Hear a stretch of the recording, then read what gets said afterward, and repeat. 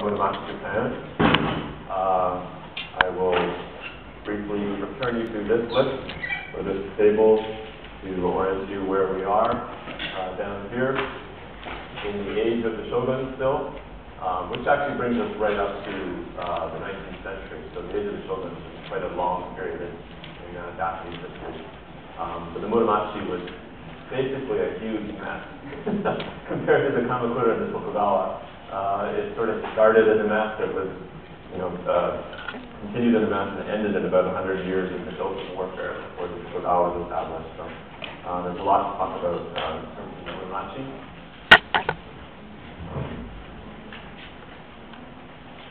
And when I get to the end of Muromachi, and I'll set you up for Tokugawa, the next course, 105, will pick up in the Tokugawa period.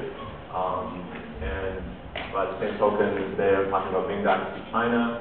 The next course will pick up with Qing Dynasty China. And then in Korea, I'll be talking about the Joseon Dynasty, and that will also continue into 105, the next course as well. So we're sort of wrapping up the three regions with these last two lectures. And then, so I'll deal with Japan and China today. Next week I'll deal with Korea, and then I'll have some time at the end to sort of do an overview of modernity and how it grew up in and entered the different East Asian regions. That will set you up for 105 if you're going on to do 105 next term, which is being taught by Professor Ken Kawashima, who's an historian of Japan and Korea, modern Japan and Korea. What else? Oh yeah, next week as well, I'll talk about the final exam. The format similar to the midterm, so I'll be giving you, next week I'll be giving you the list of topics. I'm aware that it's a really busy time for the end of term for everyone, so I will be giving you a general idea of what the essay is on, actually, rather than trying to make you guess from a list of topics. You'll have some more guidance about the essay for the final exam as well, so I'll be talking about that next week. So, Muromachi it's a bit confusing.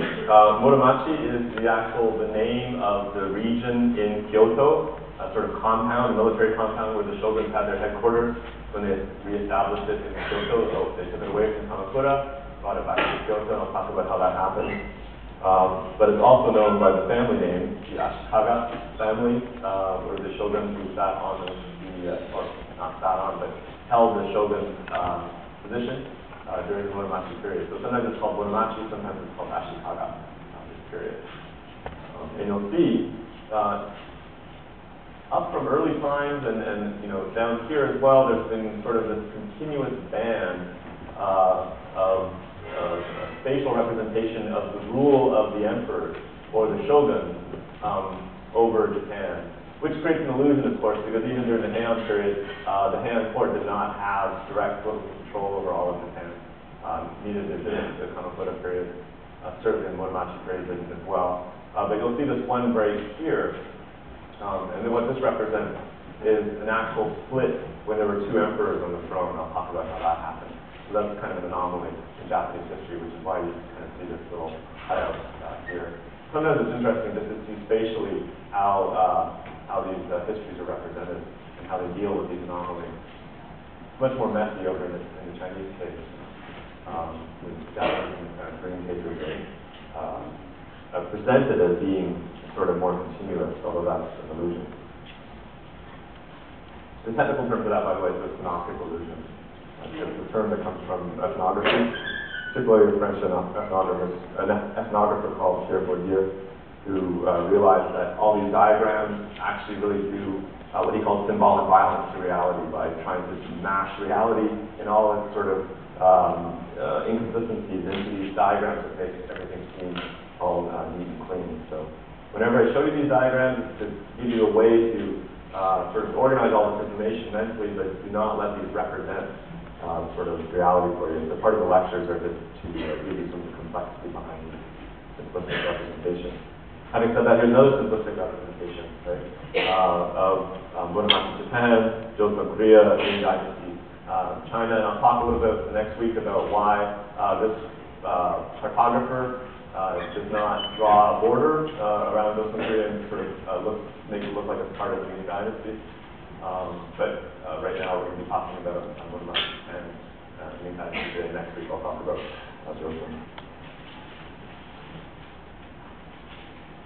So I want to talk a little bit about the transition from the Kamakura shoguns to the Ashikaga shoguns during the Muromachi period. The Mongol invasions actually that I mentioned last week greatly weakened the Kamakura, although they successfully defended Japan against the Mongol invasions. It was an extensive endeavor. And there was a sort of succession dispute that broke out over the imperial throne at this time. And at the same time, warlords and provinces were gaining power. So the Muromachi sort of began in a kind of period of instability that was never actually overcome. It was an unstable period from the beginning. The figure here that you should know about is Emperor Go-Daigo, who actually rebelled against the shogun at this point, the Kamakura shogun, and decided that it was time to reclaim actual political power and military power back into the hands of the Japanese emperor and take it out of the hands of the shogun. And that actually split the shogunate. So some of the Kamakura shoguns, or the Kamakura shoguns and their military vassals and the samurai, some of them were against Emperor Go-Daigo doing this, and some of them actually supported Emperor Go-Daigo doing this. So there's a schism that happened in the Kamakura shogunate at the time. And one of the sort of famous military vassals who used to serve the Kamakura court, betrayed them and left them and went in support of Go-Daigo, which is this man, Ashikaga.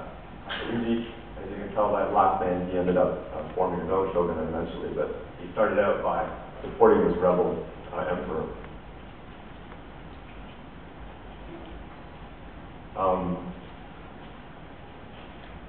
The shogunate in Kamakura actually ended with the Hojo family. Remember, the Hojo family was the regent family that was controlling the shogun in Kamakura.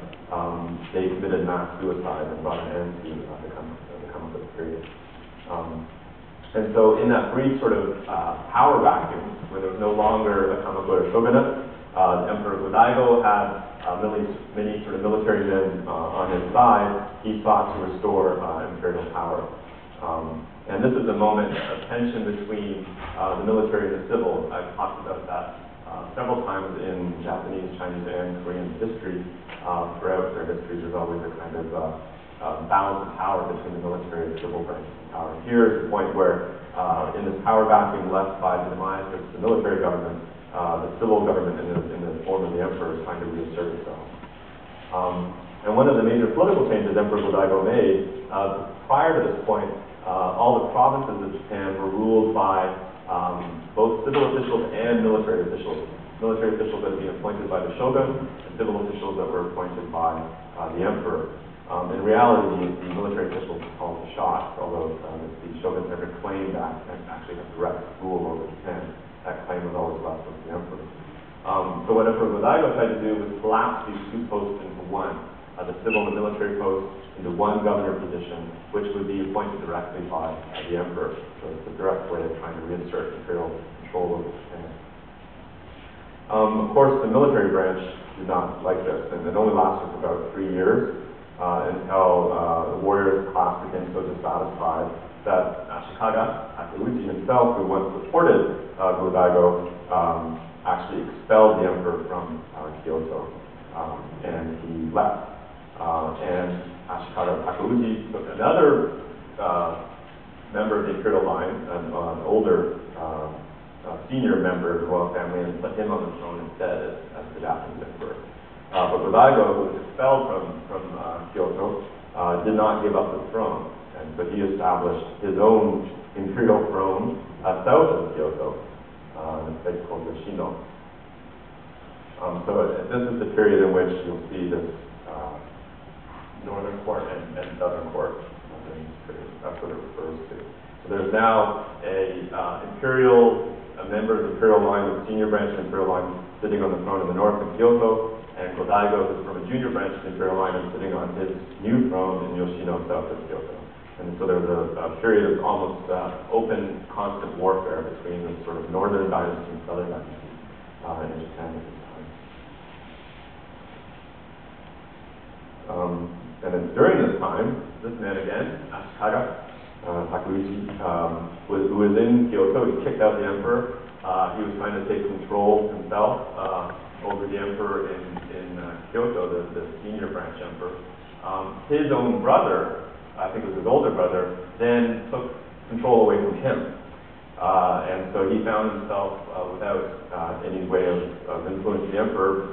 And so he betrayed his older brother and left Kyoto and went to join Godaigo again. Said, "Hi, remember me? I was the guy who originally helped you out. I'm coming back to help you in your struggle against my brother in the north."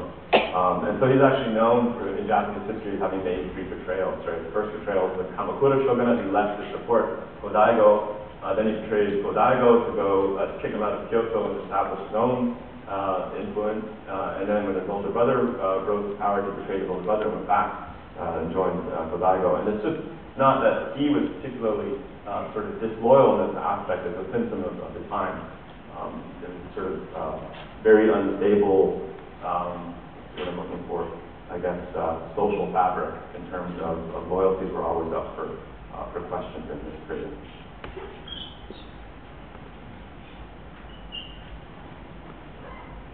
So Takeuchi was successful in ousting his brother from influence, and he brought the seat of power back to Kyoto, and he convinced Godaigo to come back to the north, and the schism between the families was ended, and there was one Japanese emperor on the throne from that period forward.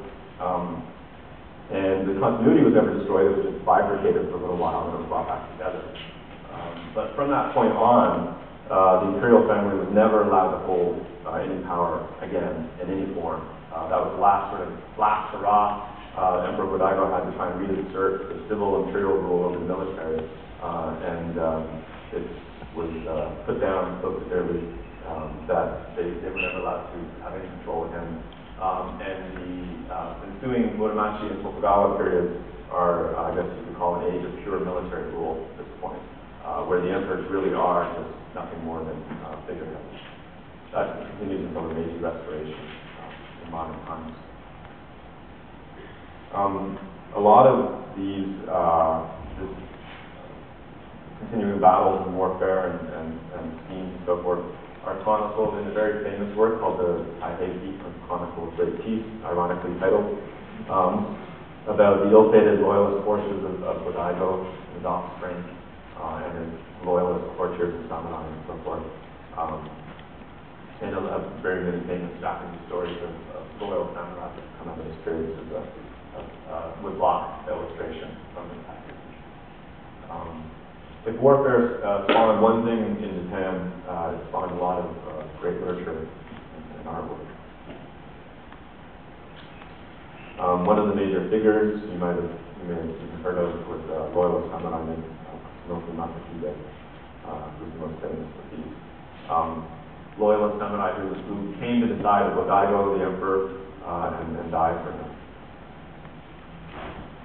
Once the Rome was brought back to Kyoto and the sort of schism was healed, Kyoto then started to flourish again as a urban commercial economy. This goes in a little bit into my theme today of cities. Much of the revenue that was supporting Kyoto allowed it to flourish was derived from trade, so taxes on shipping, gates that were set up in different cities, the taxes were levied there when people bring the goods in and out of the city, taxes in the market, taxes on wealthy moneylenders, sake brewers and other wealthy members of society. All of that was flowing into Kyoto and helping to build it as a sort of burgeoning commercial urban center.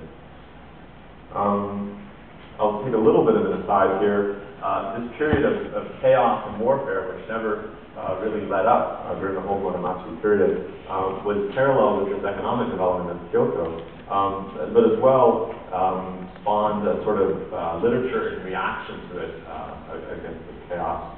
One famous example is the Seizen Ivanus.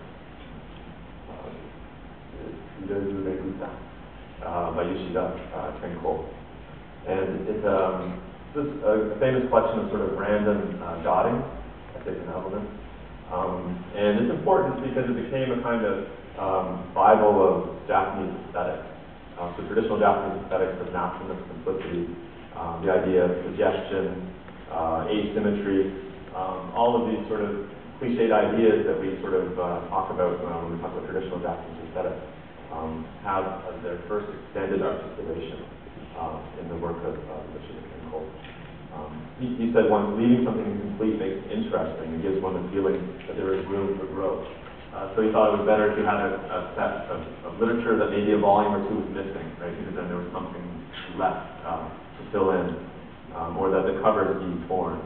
Or that the full moon with the clouds across the face blocking part of it is more beautiful than the unobstructed full moon. These sorts of ideas were explained at length and exactly the elements.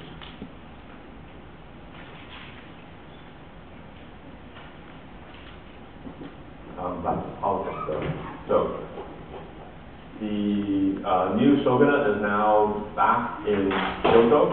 It's now called the Ashikaga shogunate. It's not Kamakura anymore. Kamakura and Heian were split, where the throne was in Heian and Kamakura was the seat of the shoguns. Now the shoguns and the emperor are both in Kyoto under this new shogunate, the Ashikaga shogunate. So Muramachi is a section, the military headquarters of the shoguns, and the emperor is still in their imperial palace in Kyoto. So there were kind of two centers in one city, one of the figurative imperial power and one of the actual military power. The Muramachi actually lasted for 2.5 centuries, but it was a time of continuous warfare. And by the time of this shogun, Yoshimitsu, who was the third shogun during the Muramachi period, it had already started to fall into decline. He was the sort of last strong shogun, and after that, the shoguns were increasingly indifferent to political rule and became more and more courtly, actually, in Kyoto. And less concerned with rule of the region.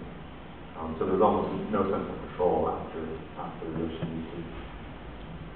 Yoshimitsu himself, I guess, seeing which way the winds were blowing, granted a lot of power to a new class of regional landowners. They're known as the daimyo. Oh, I'm sorry, I didn't put it up on your slide there. It's in the textbook. D-A-I-M-Y-O. Daimyo literally means big name. These were landowners who increasingly were owning larger and larger plots of land in the provinces, and then building fortifications, and then attracting samurai warriors to act as a personal army. So these regional sort of warlords could no longer be counted on to acknowledge the authority of the central government. I mean, the Ashikaga shogunate itself grew out of 3 acts of betrayal, as I mentioned before, with Takauji. And so the idea that you could rely on these regional lords to come and serve the central shogun was no longer tenable.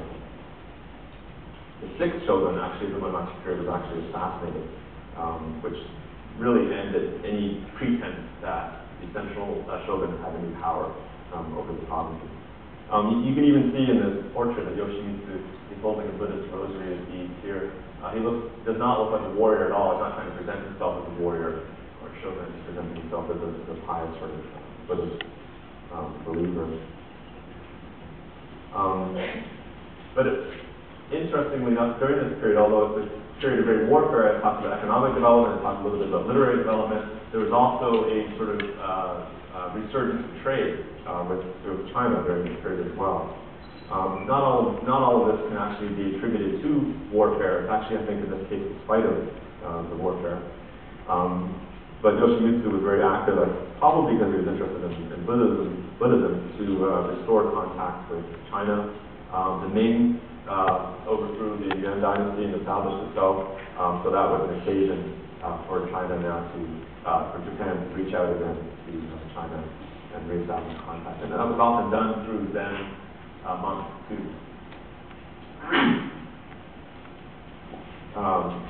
In the temples in Kyoto, who sort of took the lead of these cultural exchanges between Japan and China at the time. Zen monks during this period were quite close to the shoguns, and the shoguns were devout believers in Zen Buddhism. the monks became kind of cultural emissaries that went on these trade missions to China. The Ming government, and I'll talk about the Ming later today, interpreted these gifts coming from Japan, these trade missions coming from Japan, as tribute being paid to themselves. That's not how they were presented, but that's how the Ming emperors chose to interpret them. And in response to that, they actually granted titles to the shogun. So they granted the title of King of Japan to Yoshimitsu. And this continues to enrage modern Japanese nationalists, because what that meant was they were recognizing the shogun, the military ruler, as the ruler of Japan. They weren't recognizing the actual emperor of Japan as the ruler. So this is sort of a kind of memory which still continues to resonate in modern-day Japanese nationalism.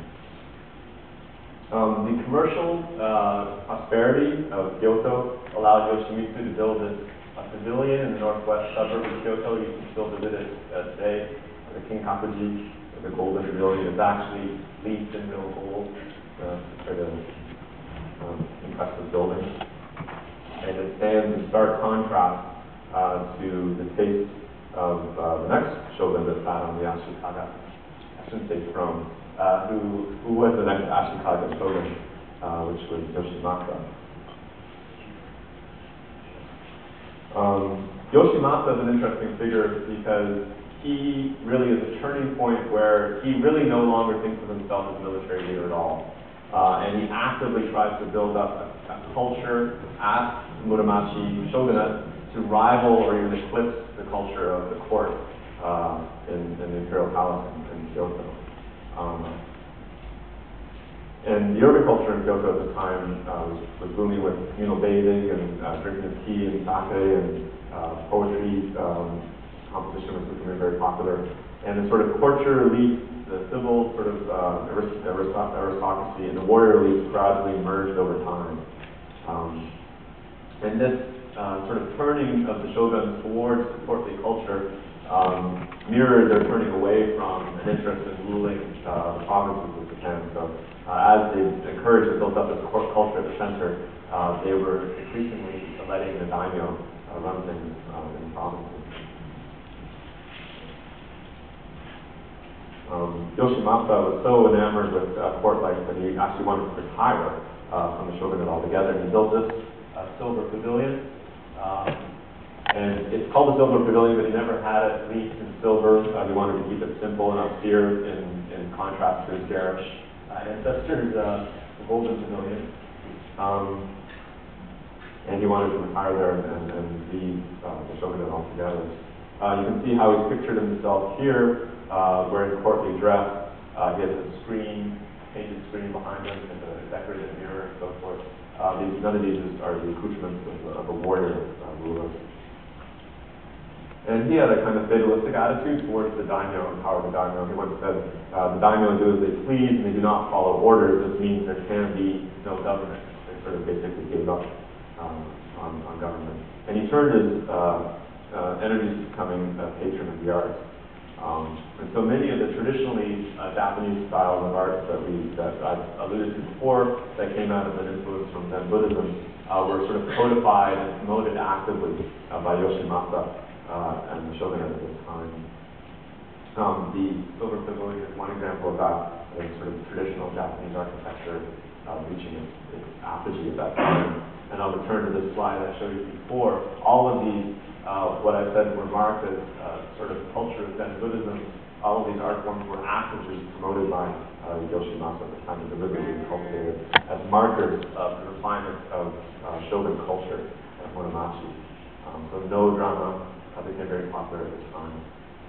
The tea ceremony became formalized, Tanoi at this time. And even the samurai elite, these warriors would hold tea parties.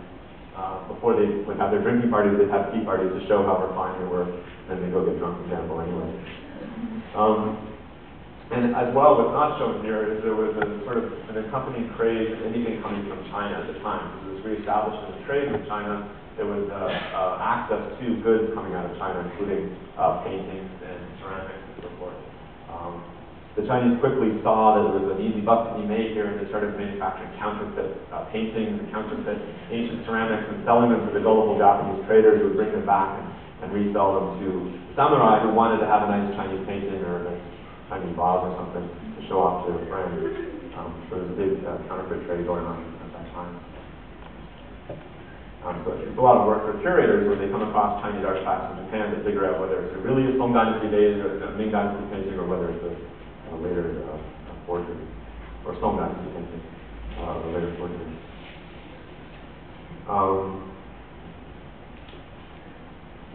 And I mentioned this before, I guess, the sort of dominant aesthetic trait behind all these art forms being simplicity of restraint, known as sabi, and the kind of idea of the weathered or imperfect or decayed, which is known as wabi. And it became a real sort of widespread secular culture at this time. So it no longer was tied directly to Zen Buddhism. So Yoshimasa was spending so much time and openly said that he wasn't interested in government anymore, that of course it led to another power vacuum and an outbreak of what's known as the Onin War, which lasted for 10 years. So at this period, much of the power, as I mentioned, were in the hands of these regional daimyo who owned vast amounts of land. And they actually called their estate koka, which was the Japanese reading of the Chinese character for country. So they referred to them as country. And this sort of rise of the daimyo and their struggles against each other began as early as when Yoshimitsu left the shogunate. When Yoshimasa took over the shogun, he just let them basically fight it out. And so there was basically a 10-year bloodbath known as the Onin War from 1467 to 1477. Two major groups of daimyo fought things out. And the emperor and the shogun were basically hands-off. They just let these daimyo fight each other. The thing is, fighting wasn't happening in the region. Fighting was actually happening in Kyoto itself. And it destroyed much of the imperial city at the time. It left the imperial court weakened, it left the shogunate weakened as well. In fact, during this period, the imperial court, where the emperor was in Kyoto, became virtually destitute because its access to tax revenues was cut off. And it was difficult for them to even continue in a ceremonial role because they couldn't afford all the clothing and food and necessary decorations to keep up the ceremony of the emperor. And trade to China was cut off during this period as well, and taken away from the Zen clergy who dominated it in Kyoto, and now trade was directly with daimyo who were in different parts of Japan, particularly Kyushu, that was closest to the Chinese mainland. So really, the Ashikaga shogun effectively lost their rule during this period of this war.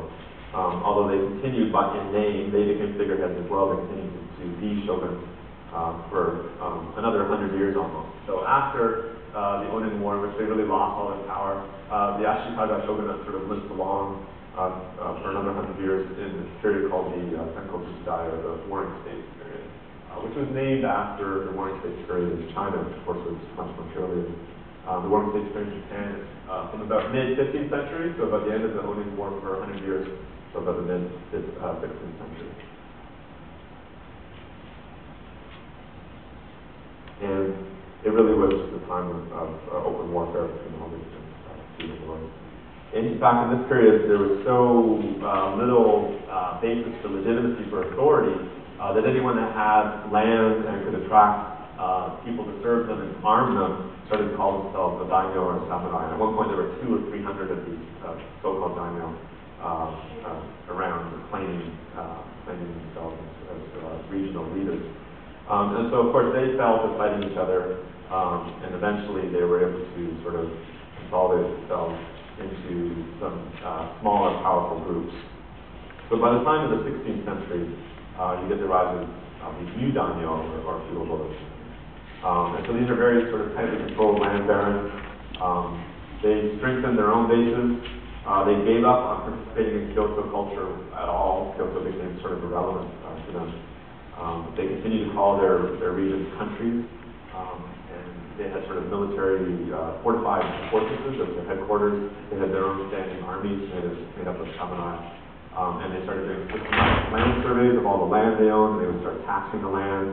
Some of them even promulgated their own legal codes, agricultural and commercial policies. Some of them even issued their own money. So it became really, Japan basically broke up into these sort of little miniature countries under the rule of these daimyo. And of course, what was inevitable is they started battling each other for power. And so the three major daimyo that are known in history, and you might be familiar with them, Oda Nobunaga, Hideyoshi, Tokugawa Ieyasu. Oda Nobunaga was the one who really sort of put an end to the Muromachi shogunate. He marched into Kyoto in 1568. He deposed the Ashikaga shogun, brought an end to the Muromachi period in 1573. And then turned to the task of unifying Japan by taking over all these other daimyos. He wasn't able to do it. It was left to Hideyoshi to continue that process of unifying Japan, which was finally completed by Tokugawa Ieyasu. And so the shogunate that follows the Ashikaga shogunate in Muromachi is known as the Tokugawa shogunate, which then was based in Edo. And that lasted from near modern-day Tokyo. And that lasted from about 1600 to 1867. So it's this period where during the Tokugawa shogunate, there was Japan entering the modern age and having regular direct contact with Europe beyond East Asia at this time. All right, so let's leave Japan there for now and have our break. Let's come back at 2:02. Let's make it 2 o'clock. I got a late start, so come back at 2 o'clock and we'll talk about China.